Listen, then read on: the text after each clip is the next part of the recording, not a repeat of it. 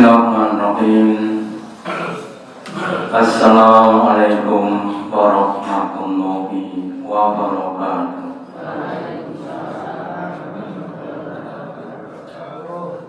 Alhamdulillahilladzi at'amana bi ni'matil iman wal islam. Asyhadu an la ilaha illallah wahdahu la syarika lah wa asyhadu anna Muhammadan abduhu wa rasuluhu la nabiyya ala rasulillah ba'da. Allahumma sholli ala Muhammad wa ala ali Muhammad kama shallaita ala ali Ibrahim innaka Hamidum Majid. Wa barik ala Muhammad wa ala ali Muhammad kama barakta ala ali Ibrahim innaka Hamidum Majid. Qala Allahu ta'ala fi kitabihil karim. A'udzu billahi minasy syaithanir rajim. Ya ayyuhalladzina amanu ittaqullaha haqqa tuqatih wa la tamutunna illa wa antum muslimun.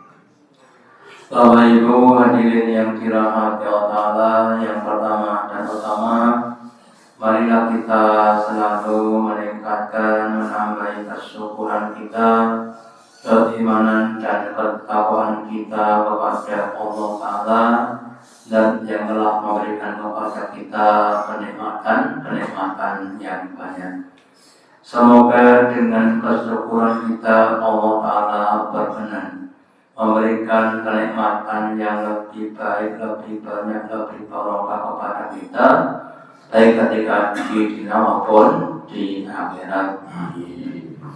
Bapak Ibu hadirin yang dirahmati Allah, Islam adalah agama yang syamil dan kamil, agama yang lengkap dan agama yang sempurna.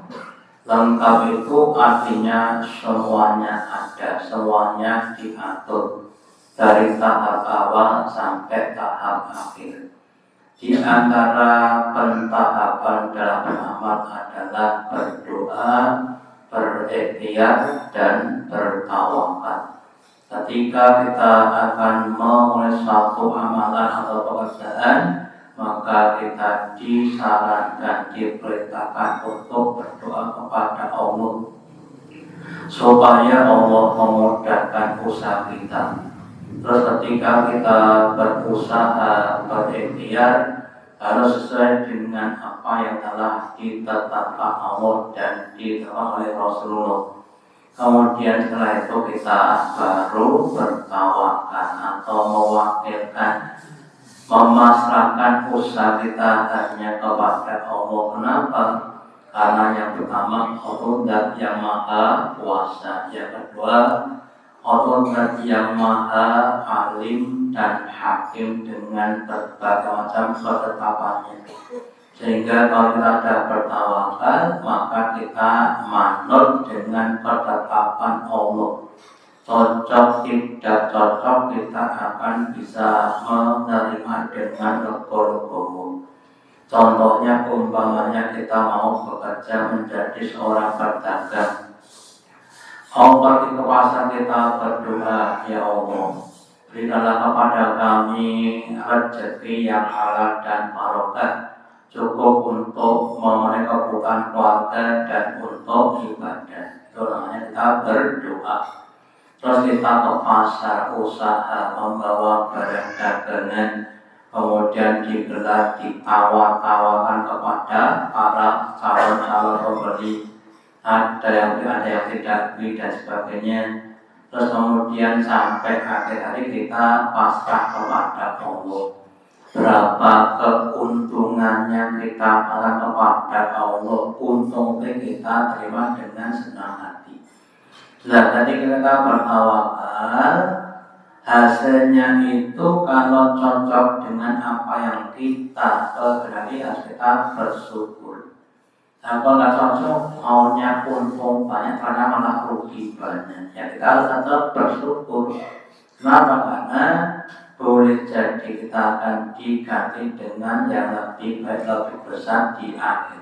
Ya, makanya kemudian di dalam surat As-Sajdah, surat yang ke-32 ayat yang ketiga, Allah berfirman, Allah memohon kepada kita, wahai orang-orang beriman, bertawakal Allah, maka hendaklah kalian bertawakal, berserah diri kepada Allah Ta'ala, wa kafa billahi wakilan, dan cukup kepada Allah menjadi wakil kita, menjadi yang mengurusi usaha atau apa yang kita lakukan.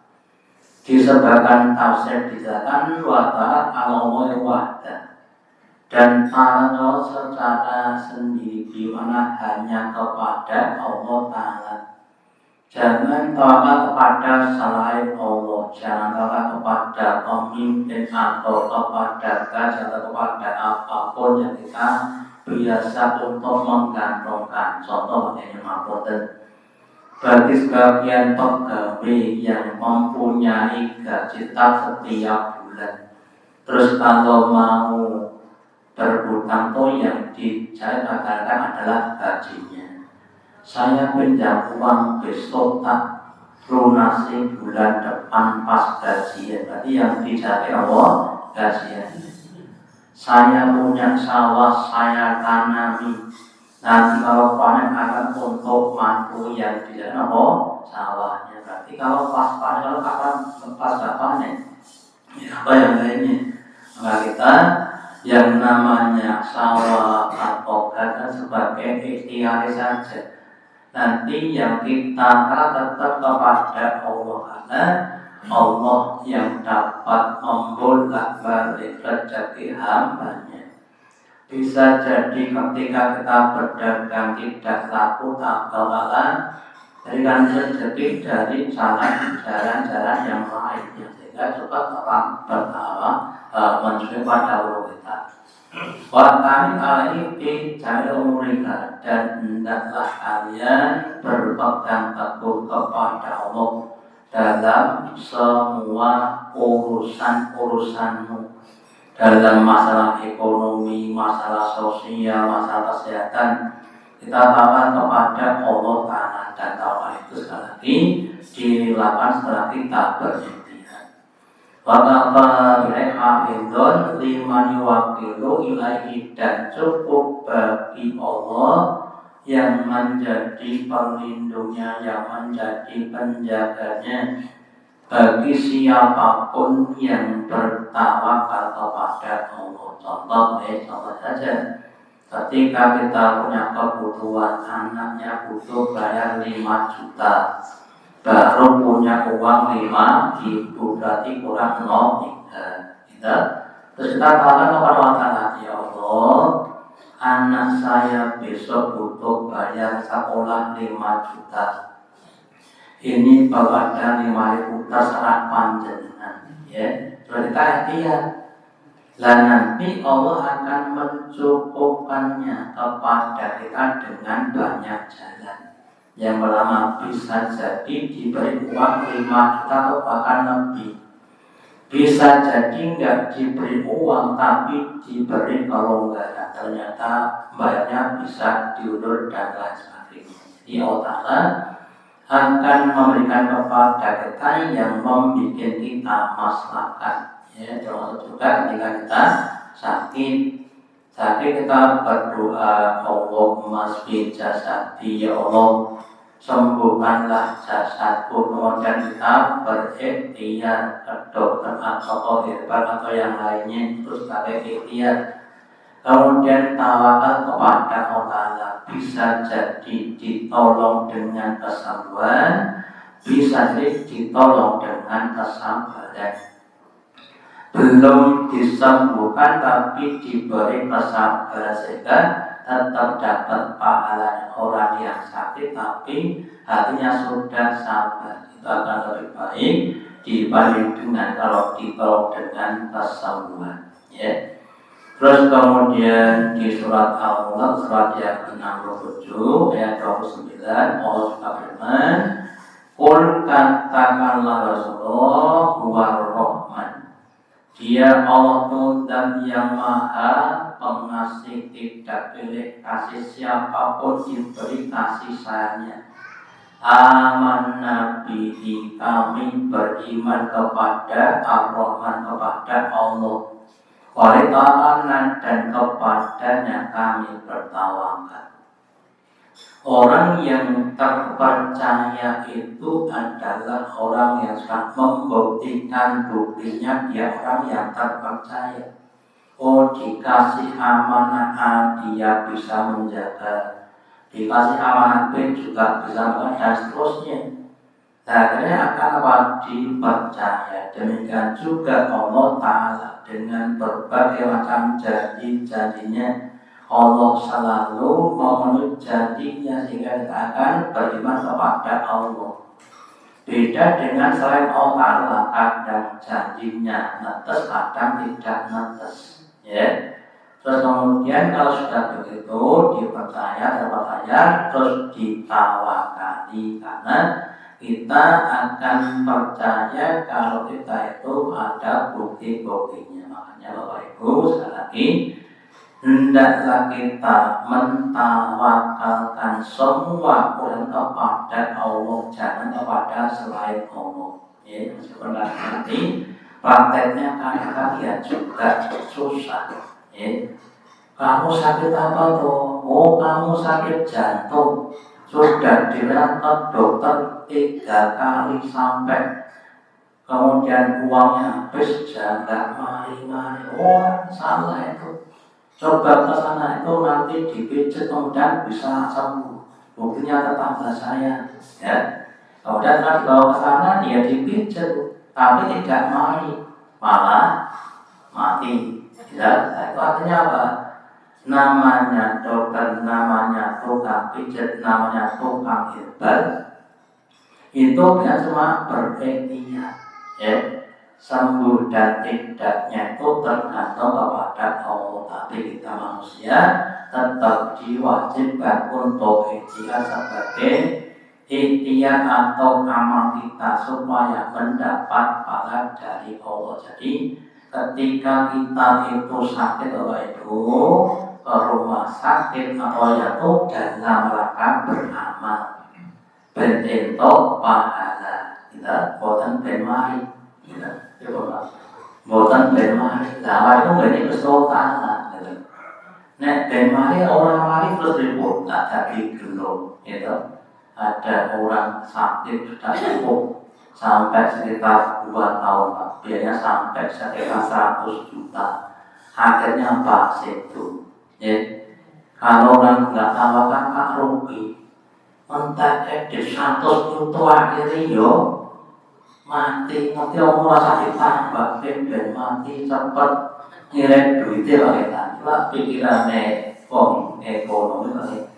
Bagi orang kita ya namanya ikhtiar mengelola uang sampai tertentu sebagai satu amal perbuatan.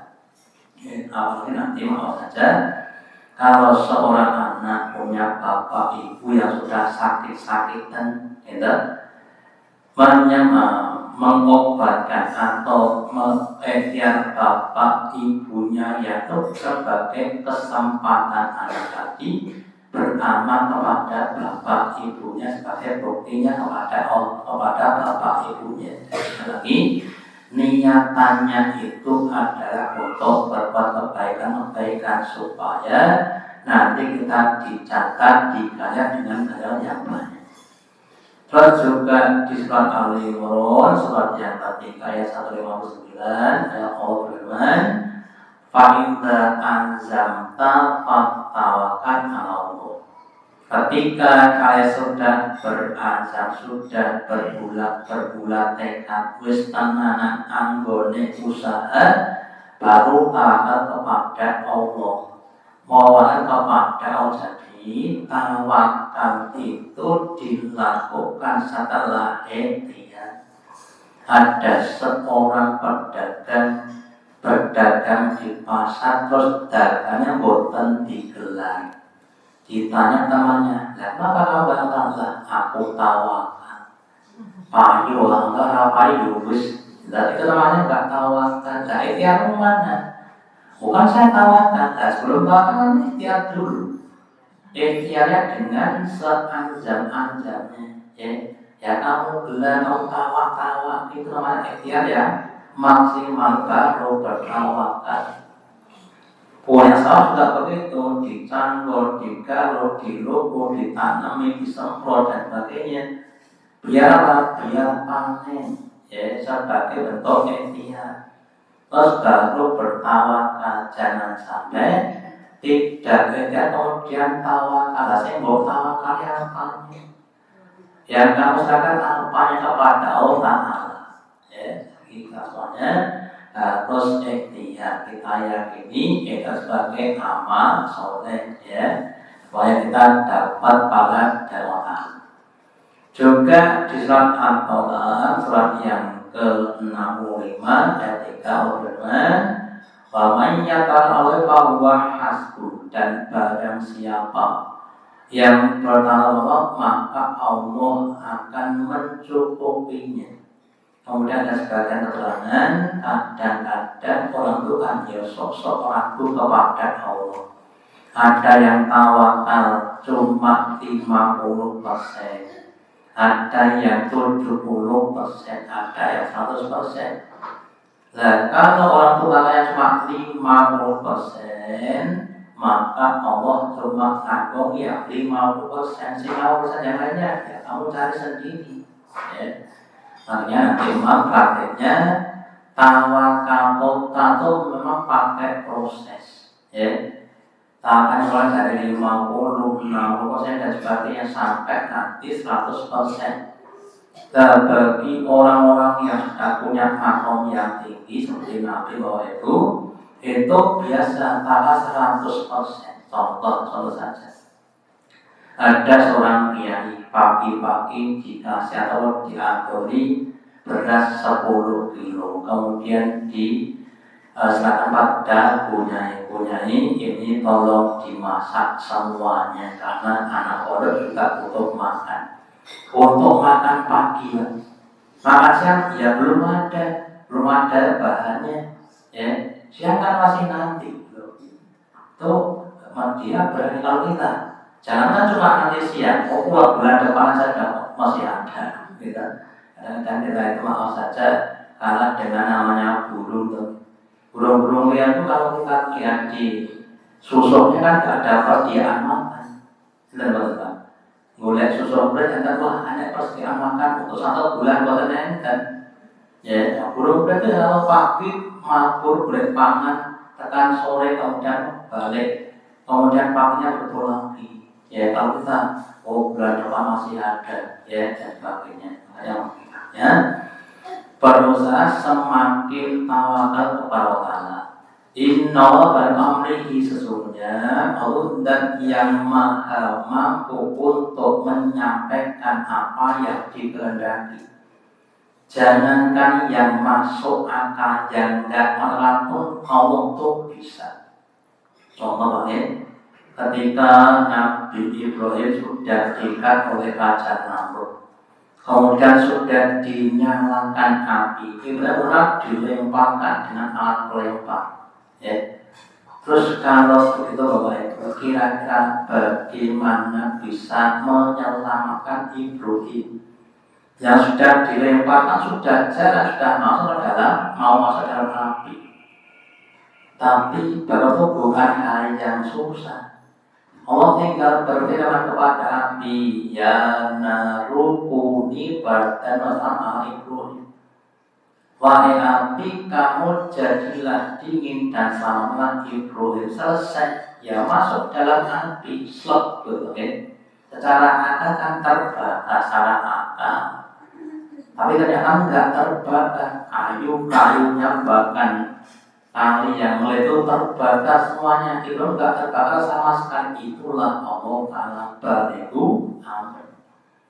Nabi Musa dan umatnya dikejar Fir'aun sampai di tepi pantai, depannya laut, belakangnya Fir'aun dan tentaranya.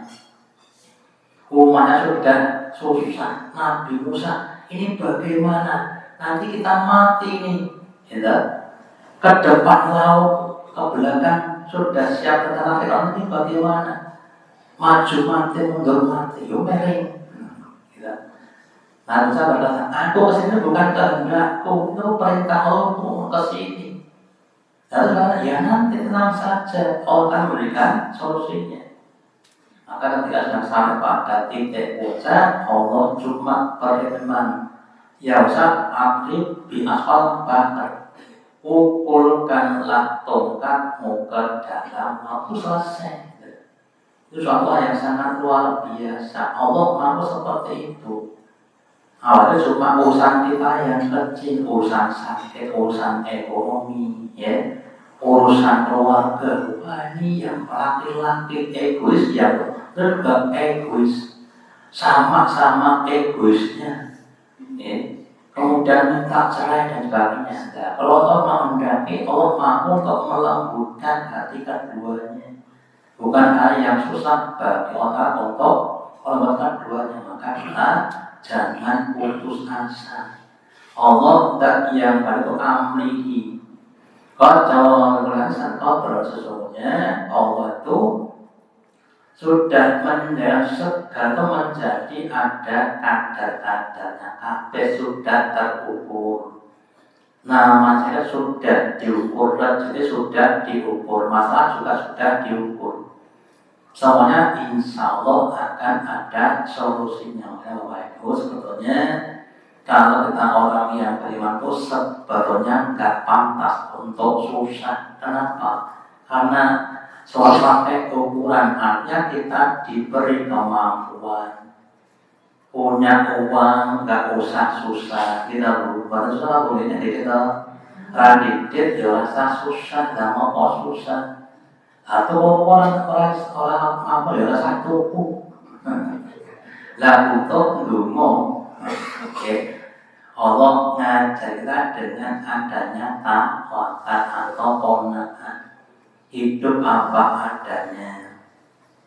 Tanggal siji dari anggi tepung, tanggal 20 anggi tempe, tanggal 30 rangan wopo segodok. Oh ternyata segodok yulina alhamdulillah. Kita harus berusaha untuk tawakal kepada Allah atas masalah kita. Loro ditambahne bolak-balik orang mari-mari ya tawakal. Durung titi wajine mari Allah subhanahu memberikan kesempatan kita untuk mendapatkan pahala dari sakit kita. Sampai mati wah. Alhamdulillah, alhamdulillah pripun karena alhamdulillah sakit yang mendidik itu akan menjadi kafarat dosa-dosanya. Ada orang sakit kemudian berakhir sedo itu suatu kanugrahan. Apa bagaimana? Dosanya sudah habis terus mati kan enak. Gila. Berarti nggak punya dosa, besok tinggal belundung ke buswargo, bukan belundung ke buswargo. Daripada seperti Fir'aun, nggak pernah sakit tapi juragan dosa, rasa loro, itu nanti kan artinya di akhirat. Ini harus berpikir dengan bangga yang jadi dengan belajar Islam. Jangan sampai kita mau saja bersulut dengan kodok-kodoknya Allah Ta'ala. Kemudian ini saya lopati saja, kita sampaikan pada hadis-hadisnya. Yang pertama, Nabi bersabda, yang ful jannata aqwaun akibatum mitru abdari tori, akan masuk ke dalam surga orang-orang yang hatinya seperti hatinya burung. Kenapa? Burung itu dalam tawakal itu paling tinggi yang saya sampaikan. Pagi-pagi dia berikhtiar, pulang jualnya rezeki ini. Terus dia terbang, ya, kemana-mana saja. Main troton dan paling digetak, tok, wah, mabur menaikkan teman boleh. Jangan orang situ, kalau Pak Tani, kemudian mencolok sana lagi ada yang lainnya. Nanti dia percaya bahwa setiap orang selalu punya rezeki yang sendiri nggak akan tertukar. Lah orang yang sudah berhasil itu insya Allah akan masuk ke dalam karena mau berangkat kepada Allah. Makanya kemudian kita harus berusaha berlatih bertanya kepada Allah seperti hatinya guru. Dan itu dapat kita lakukan kalau kita yang pertama memaknai rezeki tidak sempit, tidak cuma uang dan barang. Rezeki bisa berupa keselamatan, kesejahteraan, berupa ketawakan, berupa kekonaan, itu juga rezeki. Kesabaran juga rezeki. Ya, dari saya sampaikan, ada sahabat Nabi yang mempunyai penyakit epilepsi atau ayat. Terus matur kepada Nabi bosan didoakan supaya sembuh. Terus Nabi bersabda, kamu saya beri dua pilihan. Yang pertama, saya doakan sembuh. Yang kedua, kamu sabar. Tetap mendapat episode, tapi kamu besok akan dijamin masuk ke dalam surga. Pilih mana? Sahabat tadi milih yang kedua ya. Kalau begitu, saya pilih yang kedua. Tetap epilepsi lah. Tetap ayahnya nggak sembuh, tapi diberi kesabaran yang seakan menjadikan jaminan masuk ke dalam surga. Kalau diberi sembuh, belum tentu masuk ke dalam surga. Tapi kalau sabar, langsung masuk ke dalam surga. Maka kemudian kita ambil pelajaran. Kalau kita sakit kemudian berobat, berikhtiar, itu yang beri sembuh adalah Allah. Itu alhamdulillah, kalau belum juga alhamdulillah, kenapa? Diberi kesabaran. Yang itu akan menjadikan pahala yang banyak besok di akhirat. Ya, saya sebagian dari suka mengatakan nanti dia bisa Bapak Ibu yang dihisab awal itu orang-orang yang kena musibah, yang kena sakit dihisab Allah. Terus karena sahabatnya dia diangkat ke tempat yang tinggi, gitu. Kemudian yang ahli sehat itu melihat itu kemudian ini loh, ya Allah, mengangkat dia begitu tingginya. Kenapa? Ya, karena dia sabar. Kalau begitu ya Allah, saya kembalikanlah ke dunia, kembalikan saya ke dunia. Berilah musibah yang lebih berat dibandingkan dengan dia, ya. Biar saya mendapatkan tingkatan yang tinggi. Oleh Bapak Ibu, ini termasuk saya. Kalau di lisan itu alhamdulillah diparingi proyek, paringi kesempatan untuk mendapat pahala dengan tanpa amal. Loro itu turun itu pahala. Ya, saya kadang-kadang berkata, ya memang baiknya orang itu enggak sehat 100% kok. Sehatnya 20% itu saja. 90% ya si lorong-lorongan. Kita yang penting dapat berikhtiar untuk ibadah. Karena kalau nggak pakai sakit itu nggak banyak yang menghapus dosa kita. Sementara kita kan banyak produksi sakit atau produksi dosa. Ya, termasuk bibir saya sampai sekarang belum sembuh. Tiap bulan masih berobat 2 kali. Dokter saraf dan dokter dalam ya nikmati saja tiap hari yang makan obat. Kira, itu saja. Kalau ngomong saja tahu pun angkatnya itu, kita ditolong saja. Nabi Musa dulu juga cedak. Kenapa? Karena kan lidahnya kena bara atau kemudian tetap berdakwah meskipun ucapannya enggak jelas.